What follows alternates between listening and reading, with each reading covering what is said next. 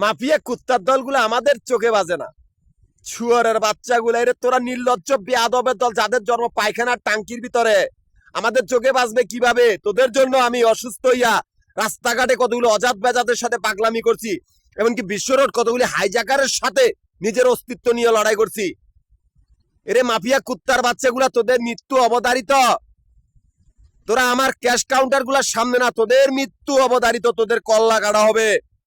আমি স্বাধীন, আমি স্বাধীন চলার জন্য নিজের কক্ষপথ নিজে তৈরি করেছি। আমার কোনো ধর্ম নাই। আমি ঢাকা, গাজীপুর, নারায়ণগঞ্জের তিনটা জেলার সমিতির প্রধান। এমনকি আমার সেই সমিতির 3টা অফিস মিরপুর, নবাবপুর, মতিঝিল, এই 3টা জায়গার ভিতরে আমার আবাসিক বাড়িঘর আর হোটেলের ব্যবসার হিসাব করা হয়। এখান থেকে আমার অ্যাকাউন্ট চলিতেছে।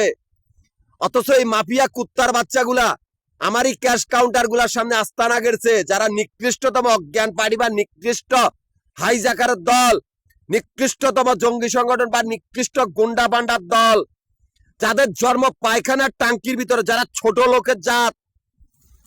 ওরা আমাদেরকে চোখে দেখে না, অথচ আমাদের বাড়িঘরের চাকরদের জুতা মোছার যোগ্যতা নাই মাফিয়া কুত্তার বাচ্চাগুলা। এই কুত্তার বাচ্চাগুলার মৃত্যু হবে নিকৃষ্ট ভাবে, কারণ এরা পালাতে পারবে না। মাফিয়া কুত্তার বাচ্চাগুলার 3জন কুত্তার নাম কইতাছি। ঢাকা, গাজীপুর, নারায়ণগঞ্জ 3জন দীপু, আমার 3টা ক্যাশ কাউন্টারের সামনে তাদের আস্তানা। এই নিকৃষ্ট হাইজাকার বা নিকৃষ্ট অজ্ঞান পার্টিগুলার আস্তানা।